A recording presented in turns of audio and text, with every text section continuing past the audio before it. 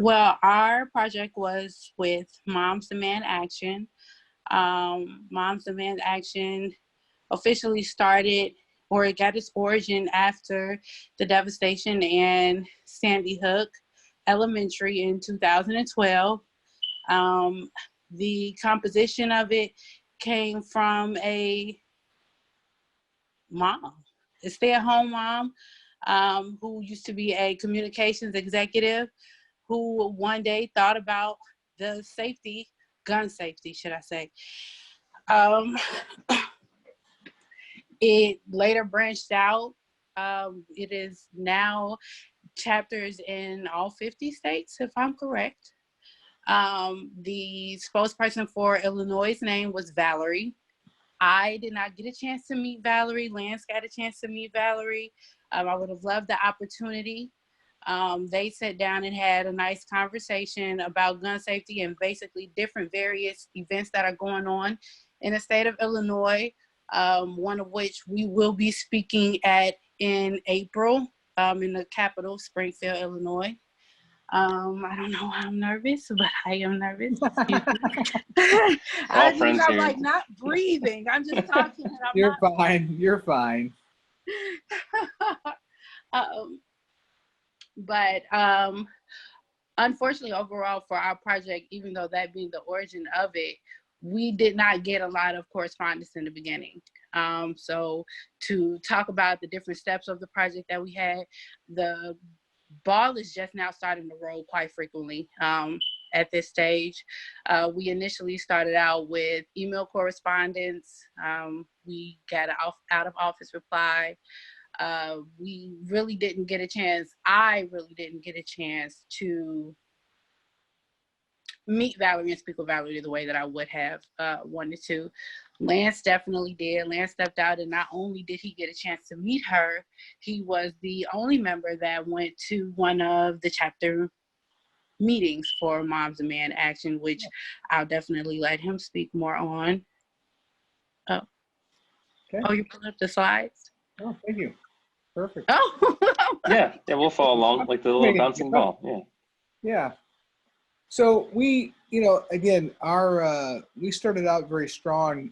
The challenge was Valerie. I discovered after meeting with Valerie that Valerie had some other activism activities that she participates in, and so her availability was not very good. And then secondly, I discovered that it being all volunteer, this Moms Demand Action, and this filtered down all volunteer, it gave me a very good appreciation for how difficult it is to move in a timely manner volunteers, and how difficult that is to get the same response that you expect from anything else. But when we actually did get together, and again, the reason why Paris couldn't attend was she just started her new job, and we could not meet with Valerie in a timely manner off of either on a Saturday or. So what I did was I just drove down to Chicago one morning and met her for 2.5 hours over lunch period. But basically, it was. I wish we all would have had the opportunity to meet with her, because once meeting with her, a lot of the stereotypes and a lot of the questions that we developed together in our sessions, our concerns and some of the issues of how veterans would deal with moms and how would they feel, and some of the strong advocacy against the NRA and all of these issues. She made it very clear from day one. First, she actually commented how she really liked the feedback I gave her from I went to one of the local chapters the week after we got back from Atlanta, and discovered how suburban the movement was, and very lacking in male participants. But I told her some feedback where I was pretty much, hey, look, if you don't agree with this, then you probably should go join Everytown and not be associated with moms. And I said, well, that's not really a good way to promote that. Anyway, so she actually, as a gun owner, gave me a different perspective too. And they've since we started talking a few months ago, they've actually created a advocacy group for gun owners, virtual, as well as some of those are veterans as well. So that helps some of the stigma, because again, our initial our initial concerns going in with would vets want to be part of this? Could they feel good about a group like this, supporting a group like this? Not the gun safety part of it, but just the whole big picture. And so, as you can see on the slide in front of you, this is Advocacy Day. That I don't know if it will happen now in the current conditions, but this was what the day was going to be about. And they were just in the beginning stages of coordinating this. I got connected with Val, who's the volunteer leader, and so it was pretty carte blanche of what we could do on the initial service request. We could do everything from try to help and be part of recruiting, to help with the logistics, to participate in the meeting. So what we tried to do was really take it a step further and go, we wanted this to be much more about how do we bring veterans into this to support this movement, because overall the movement is about gun safety and prevention of suicide. There's a great article that they did and with statistics dealing with veterans who commit suicide. And so I think those are kind of the connection points that continues, or our organization could actually jump in here and feel good about participating in. Otherwise, it's, there's so much against the NRA. There's so much rhetoric about the NRA that if you are a gun-toting veteran, even though you may not be totally for the NRA, you're probably still going to feel resistant and not really a good fit for us. And so we talked about that, and they're doing a lot to try to change that. But one of the problems they have, just like the Mission Continues has, is filtering. They have the opposite, kind of the inner city problem versus the suburb issue. The moms really cultivated out in the suburbs, so you have a lot of white moms who are really into this movement and this grassroots movement, but they're having a harder time with inner city type and diversity type groups to deal with this. And of course, so those are some of the issues that they're dealing with. But anyway, our event centered on this one Advocacy Day. So if you'll change my slide for me, if you could, it would be great. This was kind of the scope of the project, where they wanted, she actually asked us either to speak or to get veteran speakers that would actually speak. And we just divided that into, one would talk about gun safety, the other one would talk about suicide prevention. Definitely wanted help in the recruiting efforts. We were trying to do more to add value to them by focusing on veteran groups, either through TMC or through local chapters, VFWs, those types of things, and actually identify our networks that we could go into to promote Advocacy Day and try to recruit for them. In addition to, she actually wanted us to go and speak to some of the moms groups from veterans' perspectives, and to start educating them a little bit more, and try to find a median in regards to where they're at and so forth. So if you go to the next slide, this is what we kind of came up with. And again, part of our, we're still, we just did this, we just met, 2.5 weeks ago, 3 weeks ago. So, this was all just forming, and then all of a sudden, the coronavirus decimation came here in March and kind of put everything in kibosh. But basically what was going to happen was Paris and I were going to be the speakers at the event. You can see that we were going to also just coordinate. They actually were going to actually get a bus and take a core group down to the event. So we were going to help with the logistics, since we have experience doing that. And then our goal was just, how do we engage, veterans? We were going to join this Veterans Affinity Group and the Gun Owners Affinity Group, just to get a feel for some of those issues, and to get some feedback of how to take this out to other vets, or what did they do in reference to how they feel about the group and so forth. And then if you turn to the next one, I think, we tried to come up with, the only thing that we could measure was activities.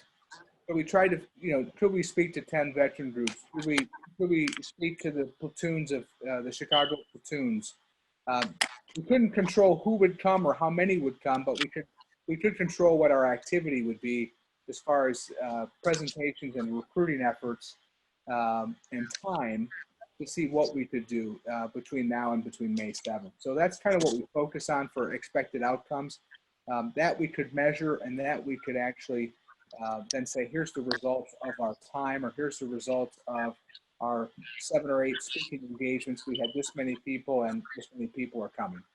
So that would have been at least a good initial effort. They've never done anything like this, so this would all be a first for them here in Illinois. And that's really where we ended our efforts. And but again, I don't think the event's going to happen. Valerie and I have talked once since then, but it's all been kind of on hold because of what's going on. So I don't know if they're going to end up. I doubt. Chicago schools are closed for sure until April 21st. So 21st, yeah. I don't know what's gonna, and the governor just shut everything down until April 19th, April something. So we don't know. It's doubtful that I'm sure that this will be a low priority compared to what's going on. But anyway, I want you to know this is where we were at, and moving forward with just Paris and I, and so. We've had quite the learning experience of with adversity, coronavirus, losing a member, being sick, and I couldn't go to the last meeting, and so we were hit from all angles. But I think we ultimately recovered in the fact. Again, I don't know if this is a good group for TMC to partner with. I think there's some room for that, but it may not be a main thrust, or maybe it becomes and I don't mean this to be gender biased or anything, but maybe it becomes a woman veterans thrust in the sense of trying to help penetrate it and then bring others in. Just because I think that might make more sense or make it easier to connect. It's really hard to connect with moms out in the suburbs when you're not one. And I looked a little militant to them, so I was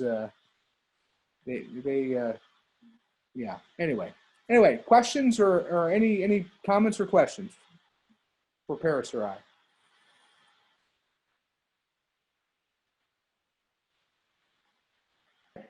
Well, thank you both very much. I do have one quick question first. Yeah. As a former firefighter, I recognize that chirp in the background in somebody's apartment or house as either a carbon monoxide alert or a low battery in somebody's smoke alarm. So I just wanted to throw that out there for whoever might hear a chirp in their house. And I think, did we lose Paris? We did. That's probably where the chirp was. Yeah, I think it might be her. Yes. Yeah. So hopefully, just that her being terminated here, that's pretty consistent with this whole project. So, whoops. Okay. No, actually, I want you to know we actually we actually made it work. And even when we had Mike, it was actually we met on Saturdays. We took notes. We talked. We asked questions, and we did all the things that you could do.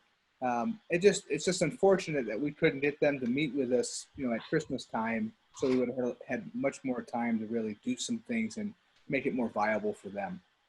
Yeah, Lance, you guys really were the gold standard in terms of getting your comms up quick and getting organized quickly at the beginning, your folder structure that Mike had set up. Right. All those things were what were going to lead you guys to success if you hadn't had all the other bad things go. Yeah, no. Mike did such a great job of coordinating all that. Those were definitely his strengths. And so, yeah, absolutely. But again, we're not disappointed.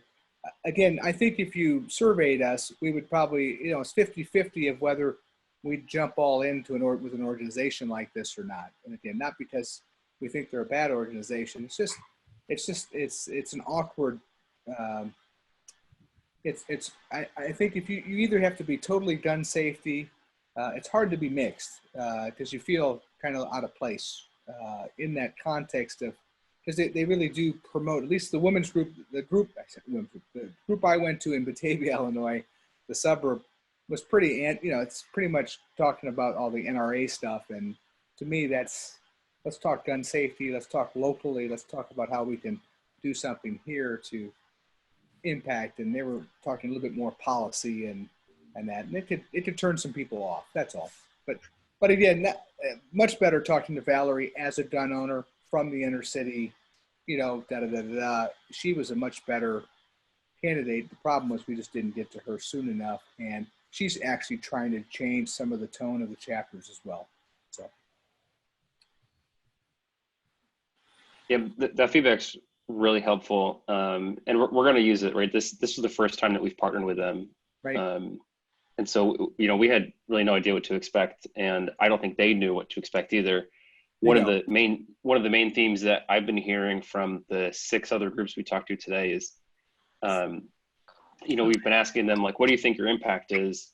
And almost all the groups said, well, they weren't ready for how persistent we were going to be. They weren't ready for how organized we were going to be. And I think maybe that might be from the mom side too, because they didn't know what to expect from us. So.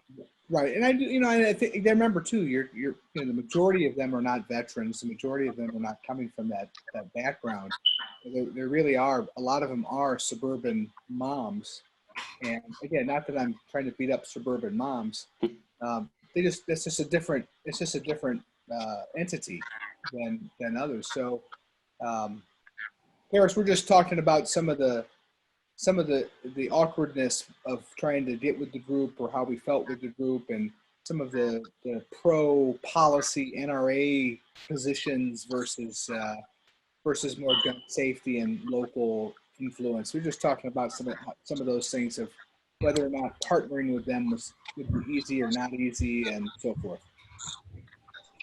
You know, I really wish that I would have had the chance to just sit down with you guys and talk to Valerie, because I had my own stereotypes. Yes. And I did, initially start judging just from not receiving feedback, or, hey, we've sent the 3rd email now and nobody's responded to us. So I really wish that I would have gotten the opportunity to sit down and just have a conversation, because sometimes that's all it takes, to change a person's mind, to get ideas in, to get ideas out, stereotypes and biases. I really wish I missed out on that. Yep. Well, and I did tell Paris that she would have really liked Valerie, because Valerie imaged very differently than what we saw in the moms group or in the suburban group. And Valerie was, Valerie gave me her history of how she became the coordinator. She volunteered locally and then in Oak Park, and then they really liked her, and her, she kind of brought everything together and kind of took charge. But she just has a different perspective coming from the city as a gun owner, and but I will tell you that her perspective wasn't what I saw in Batavia, and so so there's definitely that overtone, and I think it's a very difficult thing for a volunteer force like the Moms Demand Action group. That's really hard to influence the way that they communicate and the way that they recruit and mobilize. You're gonna get a full mixture of people, and probably different chapters that emphasize different things, and harder for consistency. But again, I'm not saying there isn't a place for us. It's just a matter of where do you. I really thought that stepping in with the suicide prevention would be a good place, a place that veterans would feel comfortable to step into and to be part of and to support, rather than some of their other bigger policy stuff. That's all. Just trying to figure out where we could find some places some traction of, this makes sense. This is a very worthy thing to promote about. The fact that not only suicide of guns statistically for everybody, but here's what it is for vets as well, and why this is an issue, and why gun safety matters. So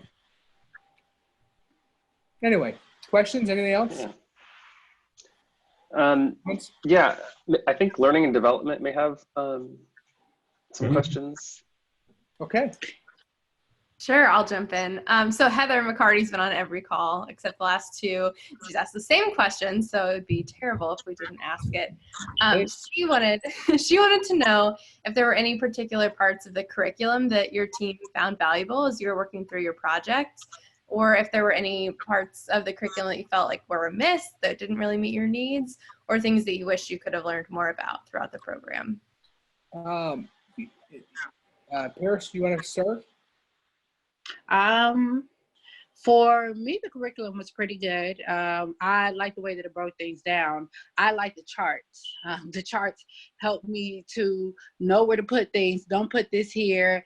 Have an idea and just be able to break it down and place it where it's supposed to go versus rambling and scattering all over the places. For me personally, I wish I had more time. Between school and then jumping into a new job, it was kind of like homework's due, and this is outside of your regular homework.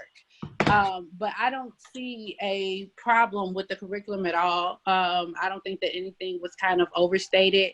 Again, the charts were really my things. They helped me out when I didn't have an idea or when I was wondering, and you have the knowledge section here and you know what to put. It was pretty good. And then especially like the personal narrative to be able to break things down. And for me, it helps when people ask, hey, what do you think about this? I'm a talker, as you can see, sometimes scattering.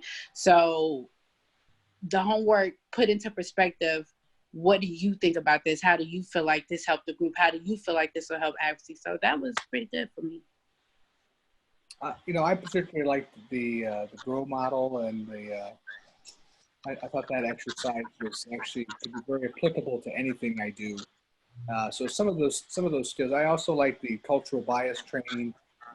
That stuff is you can't get enough of that because that's all the time.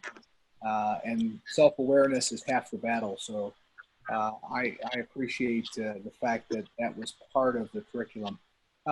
For us, I think it's just a matter. I think part of our challenge was just cohesiveness as well. With me being out in the suburbs and those two in the city, it does make it more challenging to get together when you're not together. And I think we did a good job in the beginning. I think we did a good job with the conference calls, but it's still not the same as if you were all meet regularly and get together. Right. So I think, and again, that's part of my motivation of forming a platoon out here, not because I don't want to go to the city, but it's just there's so many veterans that are out here in the Chicago suburbs that could participate or be part of this. We just have to figure out what we want to do out here and how does it fit in with the city part too, or can we help the city but do something unique out here in the suburbs in the rural part. And so I'm excited about that. So it helped me see that from this point. No, I think all the training was excellent. I don't have any, other than some leadership issues, as far as discipline, with you guys, I'm just joking. All right, come on. I'm trying to be funny there. All right, we're your last group tonight. All right. We're the last group. Yeah, it's a good group to close on. That's for sure. Yeah. That's good. Yeah. I hope that answered the questions though for the learning and training. I think the learning stuff is really good. I think a lot of the, it's easy to put that stuff to use. I would tell you that I think, our group, just with our circumstances with our project, made it more challenging to initiate all that. Whereas if we'd have had a good either contact initial on or a good working partner, then we would have, it would have been a lot more applicable, and we would have seen a lot more of the results. So, to echo what Matt was saying earlier, I got to sit with Paris in Atlanta for quite a bit of time. Oh, good. Well, you were yeah, and I heard a lot about the challenges your team have been having, and it sounds like you guys really did have to be very self-motivated to keep with it and keep after it and produce such a. I was really, I thought I was being recycled, and then then I'm retained because y'all kicked Mike off the team, and then so I'm retained just because so Paris isn't alone. Okay, so it was more of a gift, for me. I was hoping to come back to some of the other cities, but I mean, I did pretty good in Atlanta alone. I mean, for the most part, but I never failed to let them know that we still had a team, and Chicago was definitely still. Well, you did represent us well. You didn't get in trouble. It did a great job. Thank you. Anyway, but thank you. But no, it was, again, Paris, it was all challenging just with our circumstances, but more important, really it was because of our working with the project person and trying to get her going and get us moving. I think overall, if you take the pros over the cons, overall, I think we had a pretty strong finish considering all the factors that you just named. And in the end, we still managed to pull it off. And thank you for being so adaptable, Lance. I don't think that I've talked to you more now at work. So I just appreciate that. No, seriously, because I'm just glad that you let me talk to you. Okay. Yeah. We had a job we had to finish, and we started off with a lot of the resources, a lot of tools, and a lot of supplies, and slowly they just dwindled away, whether it be an additional member of the team or whether it be us not getting feedback initially right when we thought that we should. But I appreciate you. Your flexibility was awesome, because there could have been somebody else like, oh no, you were already busy doing this and now you're doing this. You're not putting enough time and you're not putting enough effort. And it was never this. It was like, when you call, okay, just tell me what I have to do. Tell me my part and we'll make this work. So, that's teamwork. If we still had a strong foundation and we still had teamwork in the end after going through all the different various trials and tribulations. So I can appreciate that at the end, and just thank you, because you didn't have to be as accepting as you were. I was just afraid Jimmy and Matt wouldn't graduate. I just wanted to make sure I was worthy. But it's like I said earlier, man, you guys got off to a good start in terms of the comms, but really consistently, you guys did everything that we asked at every stage of the program, even as nothing went right for you over and over again around that. So that alone, I thought, was worthy of commendation. And you all definitely produced far more than I could have hoped for. Lance, that I've been standing right on the outside waiting to be helpful in some way for about a month and a half now, 2 months. And you guys haven't really asked for it because you've been doing the stuff and knocking it out yourselves. And it's impressive, really, what you guys have done. Well, we just appreciate you supporting us. So thank you. Very much. Thank you very much.